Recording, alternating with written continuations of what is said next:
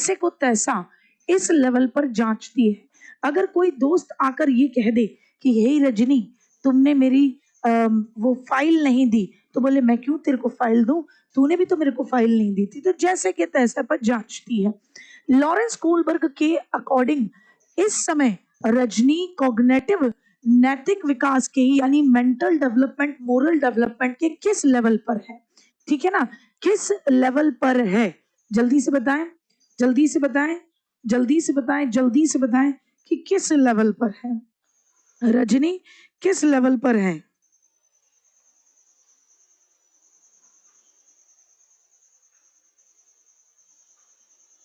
बताएंगे किस लेवल पर है Rajni? Tit for tat pre conventional level पर है। प्री कन्वेंशनल लेवल में पहली स्टेज है सजा, या आप जिसे कहते हैं आज्ञा पालन और दंड उन्मुखता। ये बच्चा आज्ञा का पालन करता है, किससे बचने के लिए? अपने पनिशमेंट से बचने के लिए। दंड उन्मुखता, जिसको हम बोलते हैं पनिशमेंट एंड, क्या बोलते हैं? Punishment and obedience orientation. कि बच्चा ओबीडियंट है नहीं, बनने का नाटक कर रहा है ना, और वो क्या है? वो पनिशमेंट से बचने के लिए कर रहा है।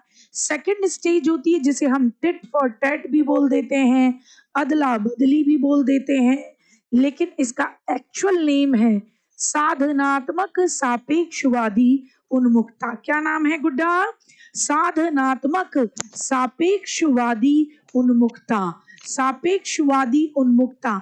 आपने अगर पढ़ाई नहीं की अब तक, कोई दिक्कत नहीं, अब भी कर लो, आप अच्छे नंबरों से पास हो जाओगे। तो साधनात्मक सापेक्षवादी उन्मुखता को इंस्ट्रूमेंटल रिलेटिविस्ट ओरिएंटेशन कहते हैं। क्या कहते हैं? इंस्ट्रूमेंटल रिलेटिविस्ट ओरिएंटेशन के नाम से हम उसको जानते हैं। तो ये प्री कन्वेंशनल में आता है।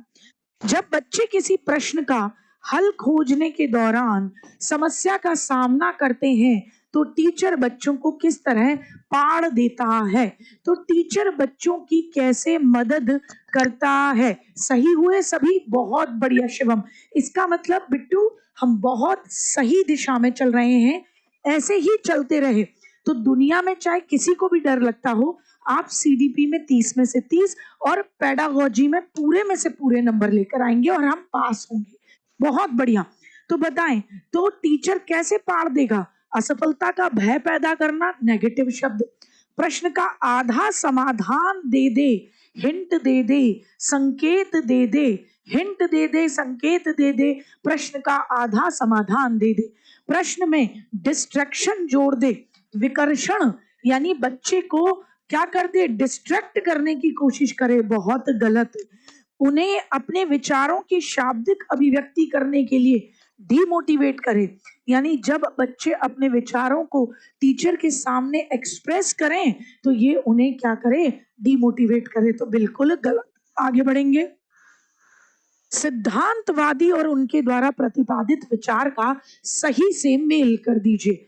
लेव वाइगोत्स्की सांस्कृतिक उपकरण, बिल्कुल। लेव वाइगोत्स्की कहते हैं कि भाषा सांस्कृतिक उपकरण है, ये बिल्कुल सही से मेल है। हार्वर्ड गार्डनर जी फैक्टर की बात नहीं करते। हार्वर्ड गार्डनर मल्टीपल इंटेलिजेंस यानी बहुबुद्धि सिद्धांत की बात करते हैं कि बुद्धि कई तरीके की होती है। जीन पियाजे स्कैफोल्डिंग की बात नहीं करते, पाड़ की बात वाइगोत्स्की करते हैं। जीन पियाजे तो स्कीमा की बात करते हैं कि जब दिमाग में हमारे कोई भी नॉलेज बैठती है तो हम उसको स्कीमा कहते हैं। लॉरेंस कोलबर्ग इमोशनल डेवलपमेंट नहीं, नैतिक विकास की बात करते हैं। तो कुल मिलाकर फर्स्ट ही हमारा राइट आंसर था। आगे बढ़ेंगे, आगे बढ़ेंगे। एक प्रोग्रेसिव क्लास किसे समुन्नत करती है? एक प्रोग्रेसिव क्लास किसे समुन्नत करती है? जल्दी से बताएंगे।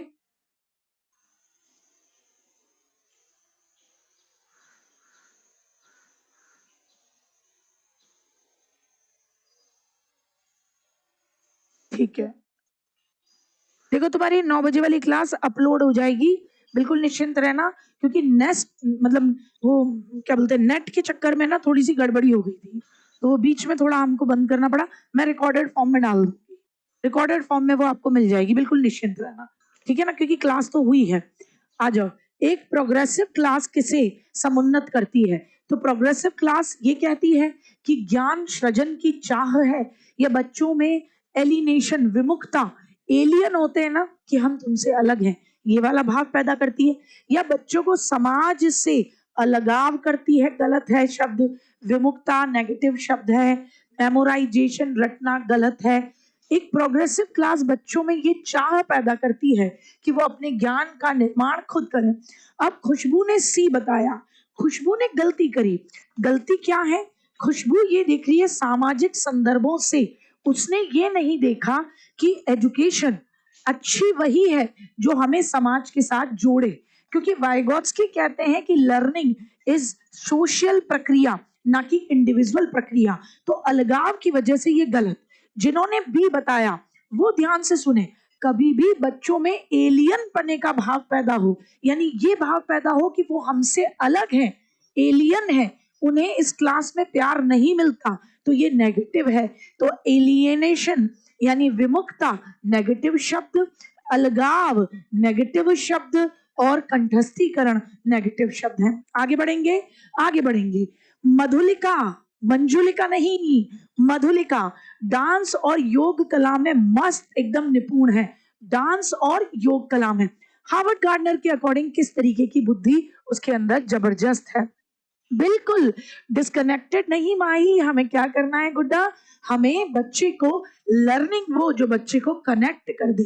तो आ जाए, मधुलिका डांस और योग कला में निपुण है, जबरदस्त की है, उसके पास किस तरीके की बुद्धि, हायर लेवल की है। तो बॉडीली काइनेस्थेटिक, जिसका अपने शरीर पर फुल कंट्रोल हो, बॉडीली काइनेस्थेटिक। म्यूजिकल होती तो म्यूजिक की लय, सुर, ताल के बारे में बहुत अच्छी समझ होती।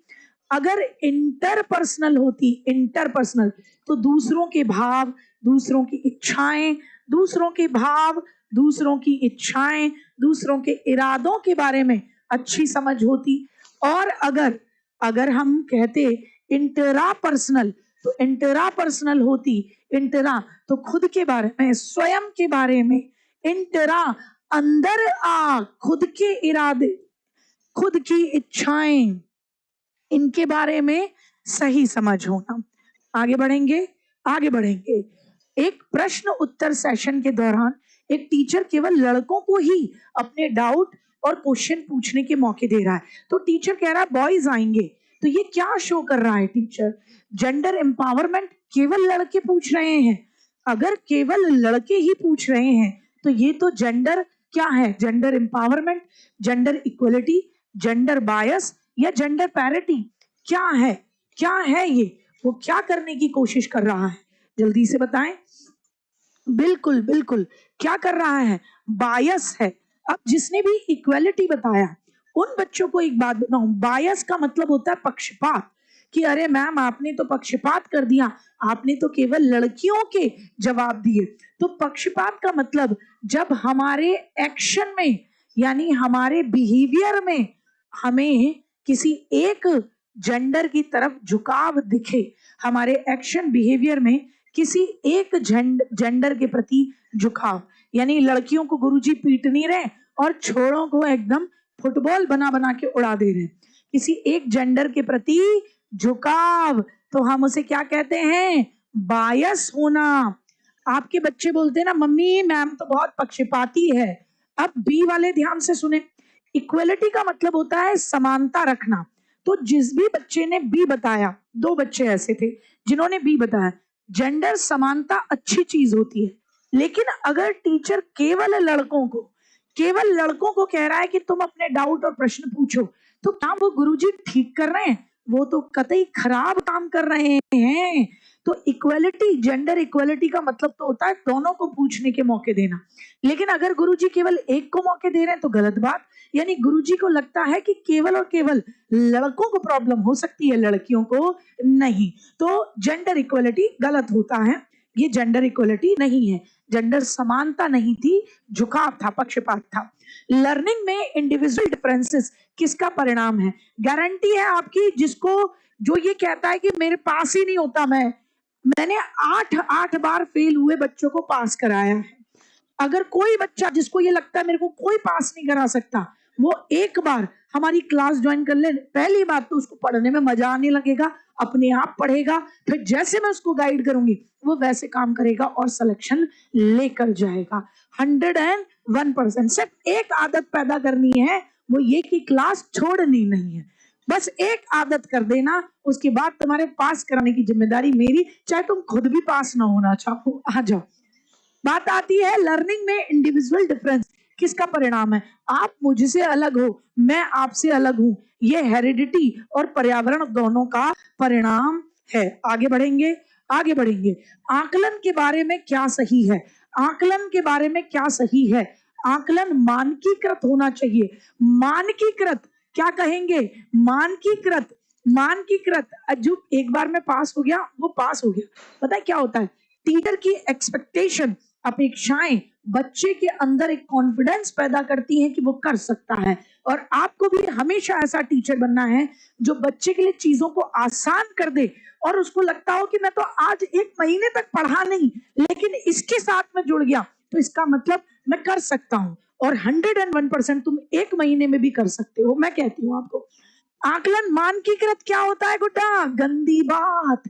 क्यों? क्योंकि मानकीकृत का मतलब स्टैंडर्ड, और स्टैंडर्ड का मतलब सबके लिए सेम। तो जब हर बच्चा अलग है तो सबके लिए सेम कैसे हो सकता है? रचनात्मक आकलन केवल निर्देशन के अंत में होगा। क्या बताया था गुड्डा कल? क्या रचनात्मक आकलन अंत में होता है? रचनात्मक आकलन शुरू में भी, बीच में भी, अंत में भी, जब मर्जी आए गुरुजी कर ले, तो वो अंत में नहीं होता है भैया। मानदंड संदर्भित आकलन मानकों को निष्पादन तुलना का सामान्य स्तर मानकर तुलना करते हैं, या अधिगम के लिए आकलन बच्चों द्वारा स्व आकलन को भी शामिल करता है। दोनों में से डी सबसे बेहतर। असेसमेंट फॉर लर्निंग, कल क्लास में बता रही थी कि असेसमेंट क्यों हो रहा है? लर्निंग को बेहतर बनाने के लिए। तो उसमें बच्चा खुद की कमी भी खुद से क्या करता है बेटा? खुद से भी खुद की कमी देखते हैं, खुद से भी खुद की कमी देखते हैं। सी वाला जो बता रहे थे वो ध्यान से सुनो।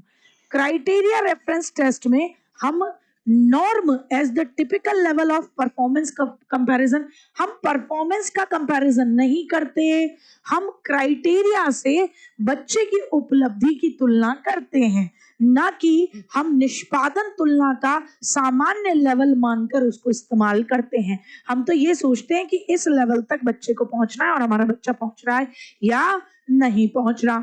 बच्चों में क्रिटिकल चिंतन, बच्चों में क्रिटिकल चिंतन करने के लिए, का आकलन करने के लिए टीचर को किसका चयन करना चाहिए?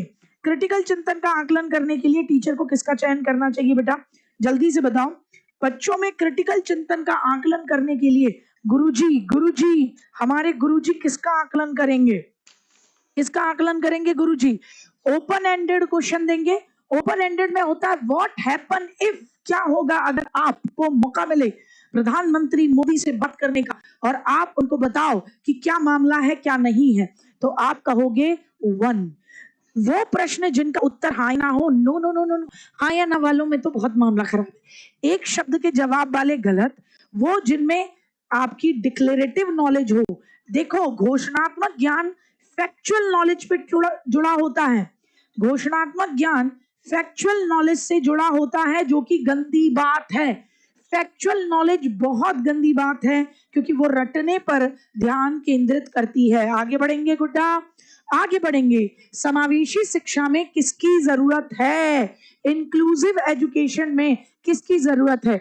इंग्लिश का प्रैक्टिस सेट, मैं और हिंदी और संस्कृत तीनों लैंग्वेज की पेडागोजी संडे में मिलेगी। धक्कड़ धाकड़ जबरदस्त, धक्कड़ धाकड़ जबरदस्त, यानी ऐसी पेडागोजी, क्योंकि देखो हिंदी की पेडागोजी सेम इंग्लिश की पेडागोजी, तो ऐसी पेडागोजी मिलेगी हिंदी इंग्लिश की कि अब तक के सारे पेपर सॉल्व हो जाएंगे और बेहतर बेस्ट एक्सप्लेनेशन के साथ जिसने कोई कंटेंट नहीं पढ़ा होगा वो भी हो जाएगा। वो क्लास संडे में लगा करेगी और संडे में वो क्लास लगा करेगी, उसमें हिंदी की भी इंग्लिश की भी संस्कृत की भी, वो 8 घंटे की क्लास लगा करेगी। क्योंकि देखो लेवल लैंग्वेज 1 की पेडागोजी, लैंग्वेज 2 की पेडागोजी, आपकी 30 नंबर की पेडागोजी, जैसे सीडीपी 30 नंबर की, अपन को चाहिए बाबा पूरे चाहिए, ठीक है ना। तो इंक्लूसिव एजुकेशन में किस आवश्यकता है, मानकीकृत गंदी बात, क्योंकि स्टैंडर्ड का मतलब सबके लिए सेम। तो रूढ़िबद्धता को बढ़ावा देना गंदी बात, अगम्य इमारती ढांचा, इनएक्सेसिबल हो ढांचा, एक्सेस का मतलब जहां तक बच्चा पहुंच सके, इनएक्सेसिबल कोई बच्चा ना पहुंच पाए गंदी बात, विविधता को स्वीकृति देना क्योंकि हर बच्चा दूसरे बच्चे से विविध है, अकेला है, अलग है, और ऐसे में समावेशी का मतलब हम उसकी विविधता को सम्मान करें और उसके अकॉर्डिंग उसको सिखाएं, आगे बढ़ें, आगे बढ़ें। सुविधा वंचित समूह से आने वाले बच्चे, अब बात आती है ये सुविधा वंचित समूह वाले डिप्राइव्ड बच्चे कौन, वो बच्चे जो आर्थिक रूप से सामाजिक रूप से बहुत पीछे हैं, मतलब जिनके पास रोटी खाने पीने को नहीं, पढ़ने के लिए किताबें तो क्या होंगी, सामाजिक रूप से उनके परिवार की हैसियत बहुत पीछे है, तो वो होते हैं सुविधा नहीं मिल रही उनसे वंचित ग्रुप। ऐसे बच्चे जब स्कूल में आएंगे तो उनकी जरूरतों को संबोधित करने के लिए टीचर को उनके सामाजिक और सांस्कृतिक संदर्भ को जानना चाहिए, बिल्कुल जानना चाहिए बेटा जी, क्योंकि ये बच्चा जिस बैकग्राउंड से आ रहा है, अगर हमने उस बैकग्राउंड को नहीं जांचा तो हमारे लिए क्या हो जाएगी, हमारे लिए बहुत बड़ी क्या हो जाएगी, बहुत बड़ी दिक्कत हो जाएगी। क्या हो जाएगी बेटा जी, तो आप कहोगे दीदी बहुत बड़ी दिक्कत हो जाएगी, बहुत गंदी बात हो जाएगी। पाठ्यचर्या की अभिकल्पना औसत बच्चों को ध्यान में रख के करनी चाहिए। क्या हम करिकुलम जो डिजाइन करते हैं वो इस तरीके से करते हैं कि औसत बच्चा कैसा काम करता है या किस तरीके से औसत बच्चा रहता है, क्या हम उस तरीके से करते हैं, जल्दी से बताना। क्या हमारी ये एजुकेशन जो होती है वो इस तरीके से होती है कि भैया औसत बच्चा कैसे काम करता होगा, सोच समझकर बिना किसी गड़बड़ी के, सोच समझकर बिना किसी गड़बड़ी के, सोच समझकर बताना। सुविधा वंचित समूह वाले की करना चाहिए बिल्कुल। पाठ्यचर्या इंटेलिजेंट बच्चे या मंद बुद्धि बच्चे को ध्यान में रखकर या लोअर लेवल के बच्चे को ध्यान में रखकर नहीं बनाई जाएगी, औसत बच्चे को ध्यान में रखकर ही बनाई जाएगी कि ऑन एन एवरेज बच्चा इतना कर लेता है। दोनों बातें सही है, लेकिन क्या इसमें और इसमें कोई भी शब्द कॉमन है? यहाँ पाठ्यचर्या की बात आ रही है, यहाँ बात आ रही है कि टीचर जब पढ़ाए उनके सोशल और कल्चरल बैकग्राउंड को जाने, तो दोनों हैं तो सही, दोनों हैं तो सही, सॉरी आपकी, अरे नहीं, औसत बच्चों को ध्यान में रखकर करनी चाहिए, औसत बच्चों को भी ध्यान में रखकर नहीं करनी चाहिए। पाठ्यचर्या जनरली हम कैसे बनाते हैं, curriculum should be design keeping average student in mind, नहीं, हमें हर तरीके के बच्चे को ध्यान में रख के करनी चाहिए, औसत बच्चे की बात नहीं करनी चाहिए, हर प्रकार के बच्चे को ध्यान में रखकर, हर प्रकार के, क्योंकि हम कहते हैं ना लचीली पाठ्यचर्या हो, हर प्रकार के बच्चे को ध्यान में रखकर हमें पाठ्यचर्या कैसे बनानी है, हर प्रकार के बच्चे को ध्यान में रखकर बनानी है ना, रखकर बनानी है। तो औसत बच्चे के लिए नहीं रखनी, हमें लचीली रखनी है। तो पहला सही करो और दूसरा काट दो, पहला सही करो और दूसरा काट दो। डिसलेक्सिया किस तरीके की विकलांगता है, डिसलेक्सिया किस तरीके की विकलांगता है, तो डिसलेक्सिया लर्निंग डिसेबिलिटी है जिसमें बच्चे को पठन वैकल्य यानी पढ़ने में दिक्कत होती है, वो संख्याओं को खा जाता है ना, आगे पीछे कर देता है। हाँ हाँ वही होगा बिल्कुल गीतांजलि, हम एवरेज या एक एवरेज बच्चे को ध्यान में रखकर करिकुलम क्यों बनाएंगे, हम तो हर बच्चे की नीड को ध्यान में रखकर करिकुलम बनाते हैं, है ना, सभी बच्चों की नीड को ध्यान में रखकर, तो हम एवरेज बच्चों के मामले में उसको क्या कर देंगे, कट कर देंगे। मोस्टली बच्चे ए बोल रहे थे ना, तो मुझे लगा ए ऑप्शन में ये वाला है कि पहला सही दूसरा गलत, तो वो दिमाग में मेरे जा रहा था। सेंसरी नहीं होता, बिहेवियर नहीं, मोटर नहीं। निम्नलिखित में से कौन सा ऑटिज्म विकार का विशिष्ट लक्षण है, ऑटिस्टिक बच्चे का क्या विशेष लक्षण है, वो कम्युनिकेशन नहीं कर पाएगा, वो चाहेगा, वो इंसिस्ट करेगा, वो आपसे आग्रह करेगा कि मेरी दिनचर्या बदल दो, या उसकी वोकेबलरी बहुत गजब होगी, या वो अपने अड़ोस पड़ोस में परिवर्तन करने के लिए मना करेगा। आप मुझे बताएं कि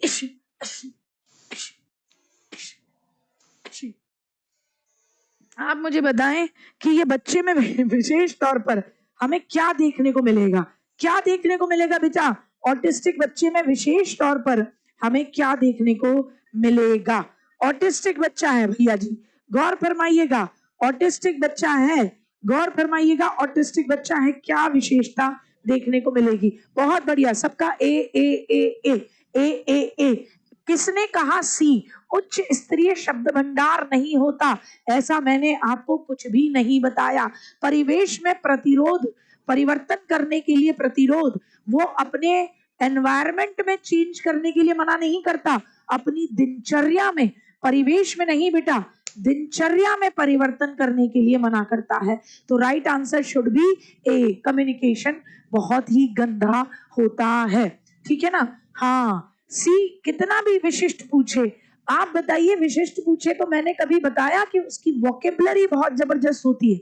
मैंने कहा कि वो संवेदी सेंसरी सूचनाओं को जल्दी प्राप्त करता है, लंबे लंबे गद्यांशों को लंबे समय तक याद रख लेता है, वोकेबलरी हाई होती है। ये नहीं पूछा तो गुड़िया कुछ पूछू गंदी बात। दिनचर्या में परिवर्तन के लिए वो बोलता है कि आओ मेरी दिनचर्या बदल दो।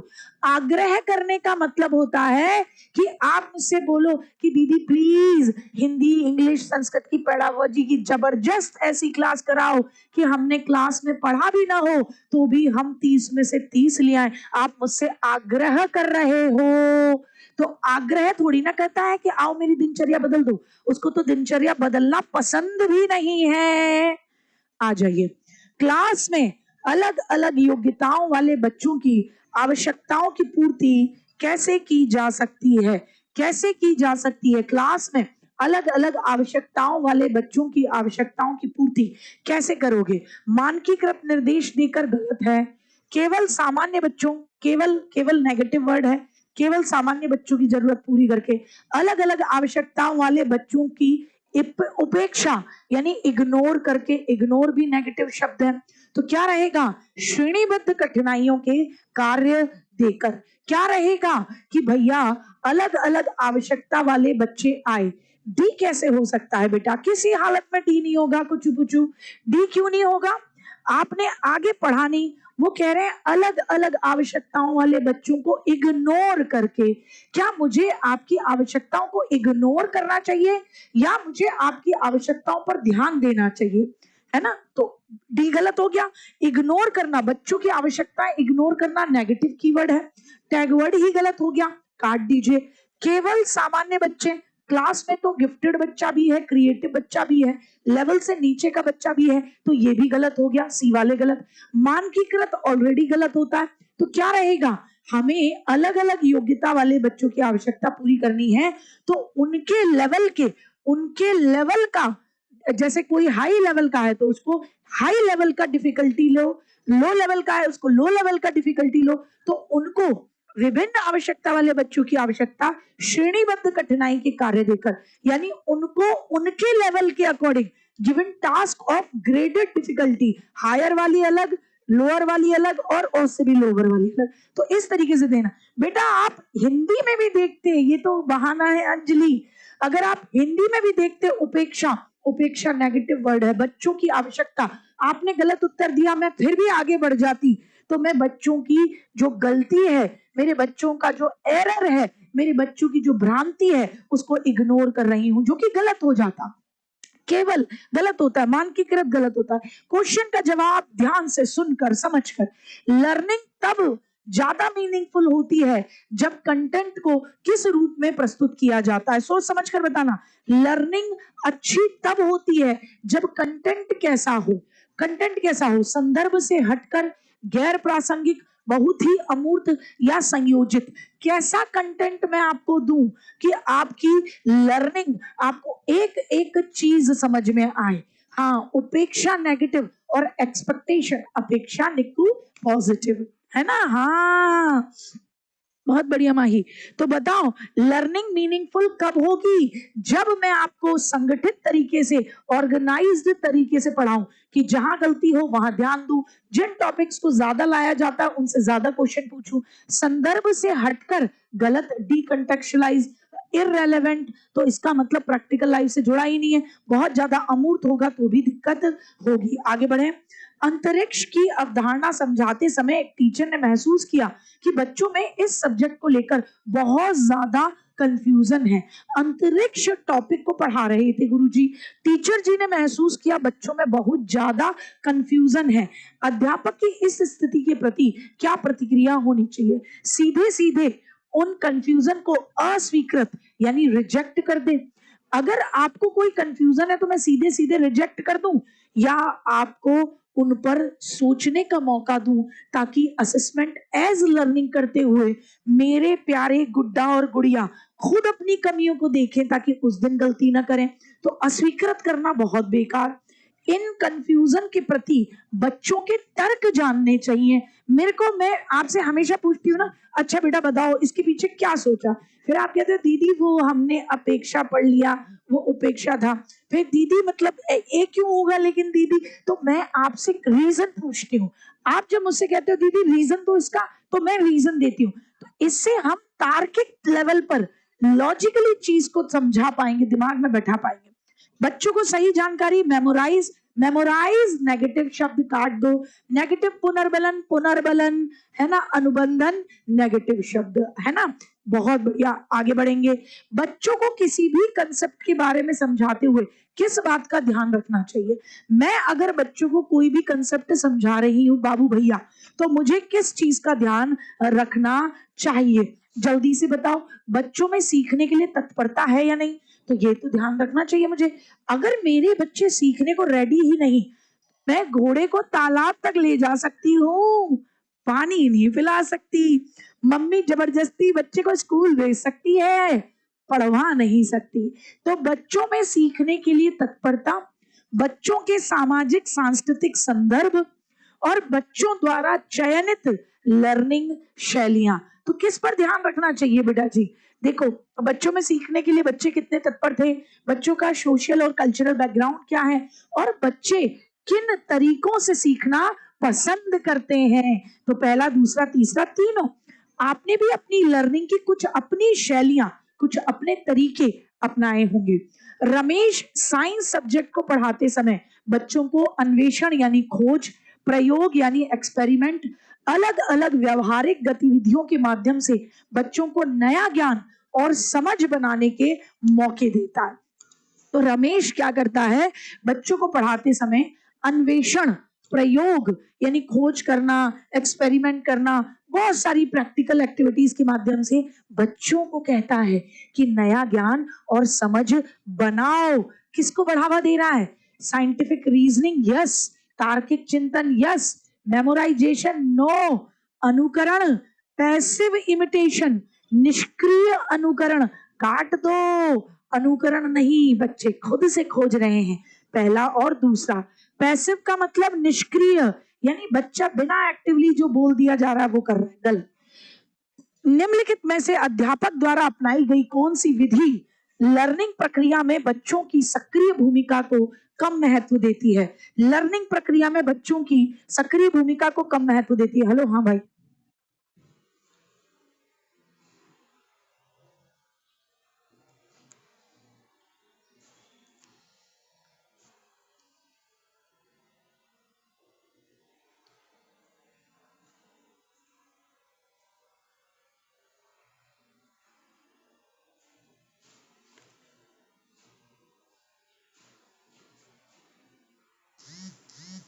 ठीक है ना, कहाँ थे हम? हाँ, कौन सी विधि सक्रिय भूमिका को, बच्चे कम एक्टिव होंगे, बच्चे कम एक्टिव होंगे, बिल्कुल लेक्चर मेथड में। क्यों? क्योंकि लेक्चर मेथड में मेरा बच्चा क्या होगा? Passive learner. लेक्चर मेथड में बच्चा क्या है? पैसिव बैठा है, निष्क्रिय बैठा है। यूं कह रहा है सर आप ही लेक्चर दे के चले जा रहे हो और मैं तो कुछ भी नहीं बोल पा रहा।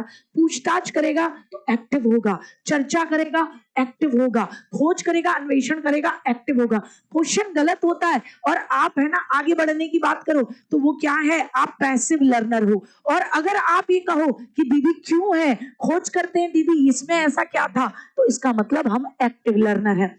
आंतरिक अभिप्रेरणा एक बच्चे को स्वेच्छा से अपनी आंतरिक खुशी, कह रहे हैं भैया जी बेटा जी, आंतरिक अभिप्रेरणा एक बच्चे को स्वेच्छा से अपनी आंतरिक खुशी के लिए काम करने के लिए क्या करती है, प्रेरित करती है। इनर मोटिवेटेड होता है ना बच्चा, तो अपनी मर्जी से क्लास लेने के लिए अपने आप आ जाएगा कि भाई 10 बजे क्लास होगी, मैं तो ना भैया अपनी क्लास में पूरा जान लगा के पढ़ूंगा अपने आप।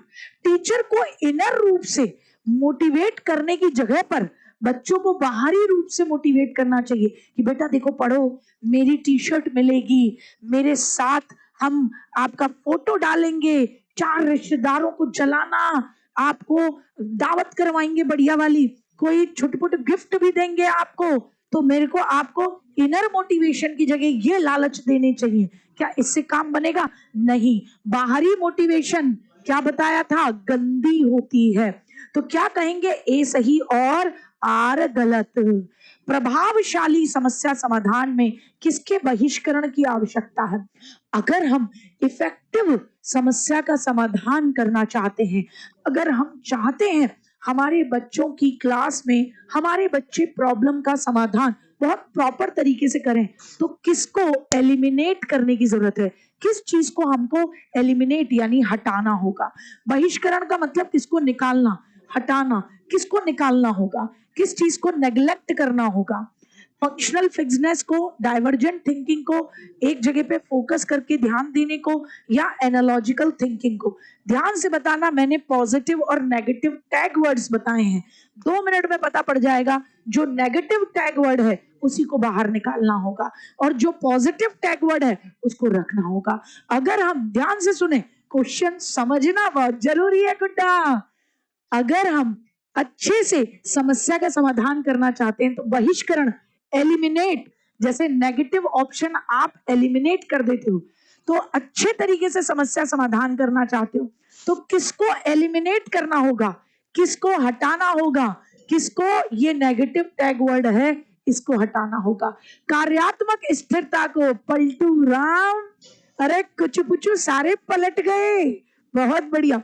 कार्यात्मक स्थिरता को हटाना होगा क्योंकि फंक्शनल फिक्स्डनेस का मतलब कि हम मानते हैं किसी वस्तु का एक ही फंक्शन है तो हम प्रॉब्लम का सलूशन नहीं कर पाएंगे। हमेशा मैं इस चीज को समझाने के लिए एग्जांपल देती हूँ। आप पढ़ रहे हो, पेन आपके हाथ में है, घर में चोर घुस आए, मम्मी के सिर पे बंदूक है, पिताजी बांधे हुए हैं, आपके सामने, आप कमरे में हो, उनको नहीं पता, और कमरे का दरवाजा ऐसे खुलता है कि आप दरवाजा खोलोगे, उसको पता भी नहीं है। आप अगर ये मानते हो कि फंक्शन फिक्स्ड है कि भैया पेन का एक ही काम है लिखना, तो आप समस्या का समाधान नहीं निकाल पाओगे, मम्मी पापा को क्षति पहुंच जाएगी। लो पेन, और कार्य इसका फिक्स नहीं है, ये हमारा हथियार है हमारे भविष्य बनाने के लिए। कलम के तौर पर, पेपर पे भी हमारा हथियार है और बचाने में भी हमारा हथियार। लो और घोंप दो जहां घोंपना है, बढ़िया कि तिलमिला उठे, बंदूक छूट जाए, फिर उसके बाद तो भैया है ना, बाकी तो आप आगे समझदार हो। तो कार्यात्मक स्थिरता से कभी भी समस्या का समाधान नहीं होगा। डाइवर्जेंट थिंकिंग ये पॉजिटिव शब्द है।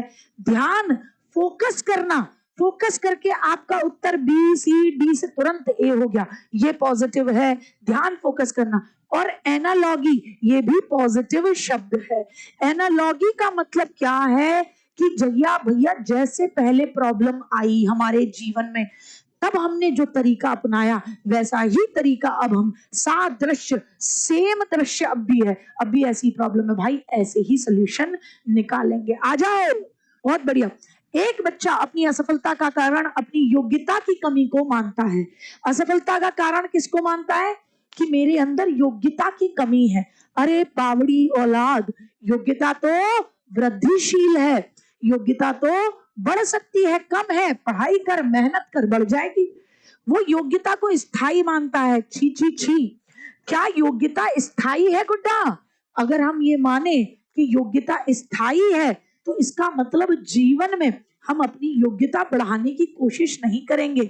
आप भी यही मानोगे कि दीदी योग्यता स्थायी है, हमारे अंदर तो पेडागोजी पढ़ने की योग्यता नहीं है। मैं कहूंगी योग्यता है, मैं पढ़ाऊंगी, आप फोकस करो, और ना आपके क्वेश्चन बनने लगे, ना आपका कॉन्फिडेंस जबरदस्त होने लगे तो नाम बदल देना। तो योग्यता स्थायी नहीं, वृद्धिशील है, योग्यता बढ़ती है। वो मानता है योग्यता प्रयास से प्रभावित नहीं होती। अरे बेटा, प्रयास करने से तो दशरथ मान जी पहाड़ तोड़ दिए थे। वो क्या सोचता है? लर्नड हेल्पलेसनेस, उसने असहायता कि मैं तो कर ही नहीं सकता, इसको सीख लिया है, मुझसे होगा भी नहीं, मुझसे होगा भी नहीं, मुझको आता ही नहीं। उसका हिसाब क्या है? वो ये गाना गा रहा है। अगर कोई ये मान ले कि प्रयास से कुछ नहीं होगा, योग्यता स्थायी है, तो वो वाला गाना गा रहा है। कौन सा? मुझको आता ही नहीं है, मुझको आता ही नहीं है, मुझसे होगा भी नहीं, मुझसे होगा भी नहीं, वो वाला होगा भी नहीं। ठीक है ना? तो उसने असहायता को सीख लिया है। अच्छा, ब्रेन प्लास्टिसिटी का मतलब दिमाग लचीला है, यानी रिजिड नहीं है, प्रॉब्लम का सोल्यूशन निकालने के लिए किसी भी तरीके से सोच लेते हैं। ब्रेन प्लास्टिसिटी प्लस पॉइंट है। हायर लेवल की सेल्फ स्टीम, यानी आप अपने प्रति एक इज्जत रखते हो, वो भी उच्च लेवल की, ये भी पॉजिटिव है। संबद्धता का अभाव, सेंस ऑफ बिलोंगिंगनेस, ये नेगेटिव चीज है, लेकिन यहाँ ये वाली जा रहा है। आ जाओ। अच्छा, अभाव इधर हिंदी में, अच्छा संबद्धता का भाव पॉजिटिव हो गया ना, मैं कह रही अभाव क्यों पड़ा कि भैया आपके दिमाग में ये है कि आप इस चीज से जुड़े हुए, जैसे आपको मुझसे जुड़ना पसंद है, मुझे आपसे, तो ये सेंस ऑफ बिलोंगिंग है। कंसेप्ट को इस तरह से पढ़ाना चाहिए कि जब आप टीचर बनो तो आपको कंसेप्ट कैसे पढ़ाना है कि बच्चों में सफलता के लिए चिंता पैदा हो जाए कि मैं तो फेल हो जाऊंगा, या ऐसे कि बेटा 1 महीने में भी पढ़ा जा सकता है, सब कुछ छोड़ो 10 दिन में ऐसे एग्जाम को पास किया जा सकता है। तो ऐसे पढ़ाओ कि आपके बच्चों में सफलता के लिए चिंता पैदा हो जाए कि मेरा तो होगा ही नहीं, या उनकी प्रीवियस नॉलेज और स्कीमा को एक्टिवेट करेंगे कि बेटा लगाओ लगाओ दिमाग लगाओ, क्या होना चाहिए, तो प्रीवियस नॉलेज, स्कीमा, फोकस को एक्टिवेट करो। उन्हें अप्रासंगिक, इररेलेवेंट बेकार होती हैं, इररेलेवेंट सूचनाएं बहुत गंदी होती हैं, या उन्हें केवल उच्च लेवल, उच्चतर अधिगम योग्यता वाले बच्चों की मदद करें।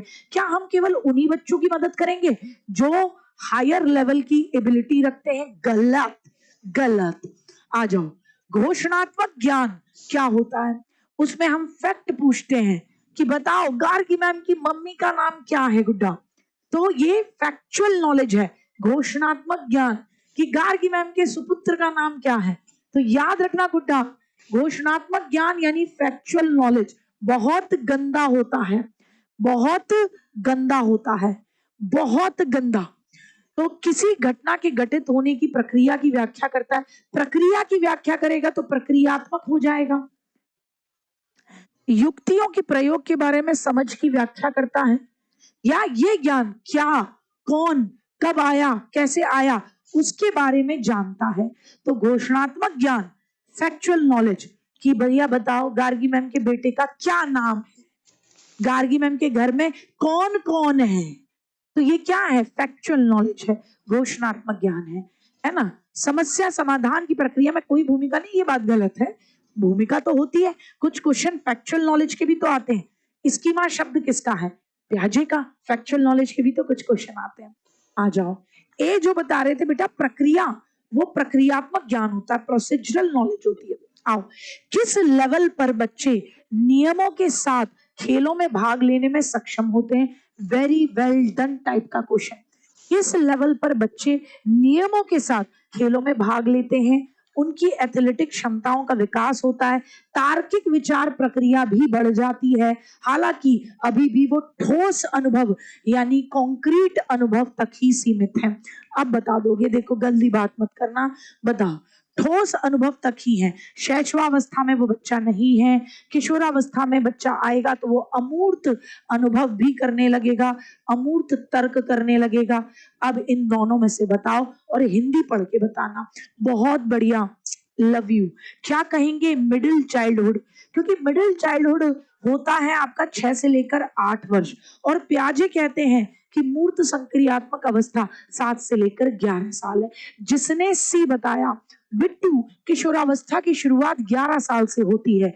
हमसे कह रहे हैं बच्चा अभी भी ठोस वस्तुओं पर निर्भर कर रहा है, तो 11 साल के बाद होगी तो वो तो अमूर्त संक्रियात्मक में आ जाएगा ना गुड्डा। थोड़ा सा फोकस और लगाना होगा। कुछ संस्कृतियों में पहली बार जब गर्ल्स को पीरियड्स आते हैं, मासिक धर्म, तो उत्साह के साथ मनाया जाता है। साउथ में बकायदा भाई साहब दावत करेंगे वो, और उसको नए कपड़े पहनाए जाएंगे, उसकी पूजा होगी। हमारे यहाँ नहीं, नॉर्थ इंडिया में क्या होता है, लड़कियों को पीरियड्स आए, पापा को नहीं पता लगे, भैया को नहीं पता लगे, एक अलग कमरा, एक अलग रूम। गर्ल्स भी सबसे ज्यादा परेशान, अपने पढ़ने भी जा रही तो फ्रेंड्स को बोल रही मैं आगे चलूंगी, तू यार पीछे से प्लीज देखना कोई स्टेन तो नहीं आ गया। फिर घर के अंदर भी कि वो सेफ्टी पैनेटरी पैड्स, मैं बोले पैनेटरी पैड, सैनिटरी पैड्स लाए जाएंगे, दुकानदार काली पॉलिथीन में पैक करके देगा, आप बम लेके जा रहे हो।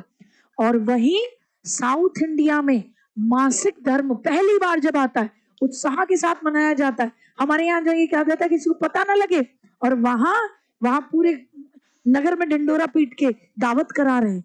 अन्य संस्कृति में से गुप्त रखा जाता है। जी बिल्कुल, बच्चों के लिए बचपन के अनुभव उनके सामाजिक सांस्कृतिक संदर्भों के बेसिस पर अलग अलग होते हैं। दोनों बातें सही हैं विद द राइट एक्सप्लेनेशन। इसीलिए हम कभी नहीं कहते कि बचपन सार्वभौमिक होता है। क्या बचपन सार्वभौमिक है? काट देना। बचपन सार्वभौमिक नहीं है, क्योंकि सबके बचपन के अनुभव अलग अलग हैं। बचपन सार्वभौमिक नहीं होता तो क्या होता है? बचपन सामाजिक होता है। क्या है? सामाजिक, क्योंकि बच्चा जिस समाज और संस्कृति में रहा है, वो समाज और संस्कृति बच्चे के अनुभव पर प्रभाव डालेगी। तो यहाँ पे भी हम बच्चों के अनुभव, और यहाँ पर भी सामाजिक संस्कृति, और यहाँ पे भी संस्कृति की बात कर रहे हैं, तो दोनों में कॉमन बात तो है ही है। आ जाए, डेवलपमेंट क्या है? अव्यवस्थित है बेटा, पूरी तरीके से अनप्रिडिक्टेबल है, कब क्या हो जाए, एक डायमेंशनल है या गतिशील है। डेवलपमेंट क्या है गुड्डा, बताएंगे? बिल्कुल, बहुत बढ़िया। डेवलपमेंट क्या है? शाबाश मेरे उड़न झल्लों। डेवलपमेंट क्या है? जल्दी से बताएं। गतिशील है। डेवलपमेंट क्या है? तो आप कहेंगे गतिशील है। आगे बढ़े। विकास के शीर्षगामी सिद्धांत में, यानी सिफेलोकॉर्डल सिद्धांत में कहा है कि विकास कैसे बढ़ता है। विकास के सिफेलोकॉर्डल में क्या कहा है? विकास कैसे बढ़ता है? सिर से पैर, पैर से सिर, सेंटर से बाहर, बाहर से सेंटर। कैसे बढ़ता है गुड्डा? विकास कैसे बढ़ता है? जल्दी से बताएंगे, जल्दी से बताएंगे। बहुत बेहतरीन। डेवलपमेंट कैसे होता है? जल्दी से बताएंगे, जल्दी से बताएंगे। क्या? बिल्कुल, सिर से पैर की तरफ होता है, और सेंटर से बाहर की तरफ उसको हम प्रॉक्सिमोडिस्टल, प्रॉक्सिमोडिस्टल या समीप दूराभिमुख सिद्धांत कहते हैं। आगे बढ़ेंगे, आगे बढ़ेंगे। किशोरों पर फिल्मों, विज्ञापनों का बड़ा प्रभाव पड़ता है। उनके व्यवहार और वैल्यूज भी उससे प्रभावित होते हैं। आप भी जानते हैं किशोरावस्था के बच्चों पर मीडिया का बड़ा प्रभाव पड़ता है। मम्मी मैं तो ऐसे ही कपड़े पहनूंगा, मम्मी मैं तो पुष्पा बन के डोलूं, मम्मी मैं तो लो वेस्ट पैंट पहनूंगा, मैं भी चश्मा पीछे लगाऊंगा। फिल्मों और विज्ञापनों का बड़ा प्रभाव पड़ता है। उनका व्यवहार और वैल्यूज भी उससे ही प्रभावित होते हैं। कल एक बड़ी जबरदस्त घटना घटी भाई, देख रहे हैं आप मीडिया का कितना प्रभाव पड़ता है। कल हम लोग बैठ के ऐसी एक मूवी देख रहे थे, उसमें हीरो जो था वो हीरोइन को छोड़ के जा रहा था, तो वो रो रही थी, वो कह रही थी मत जाओ। वो पता नहीं कैसे इतना खो गया उसको देखने में, तो कि मम्मी ये क्यों उसको छोड़ के जा रहा है, मम्मी ये उसको छोड़ के क्यों जा रहा है। मैंने तुरंत बंद किया। मैंने कहा भाई भाई इतना इतना क्यों आप इसमें इन्वॉल्व हो गए भाई। और जनरली वो कभी नहीं देखता इस तरीके की चीजें, वो जस्ट चल रही थी, वो तो खेलने में मस्त रहता है। सडनली उसने देखा और वो इतना रिलेट कर गया उससे कि यार यार इसके तो मतलब ये छोड़ के जा रहा है, और देखो वो लड़की रो रही है, मम्मी ये इसको क्यों छोड़ के जा रहा है। मैंने कहा चुप हो जाओ। क्योंकि कह रहा नहीं मम्मी, नहीं मम्मी वो उसको छोड़। और 5 मिनट तक वो इस बात पे दुख मनाता रहा कि मम्मी वो उसको छोड़ के क्यों जा रहा है।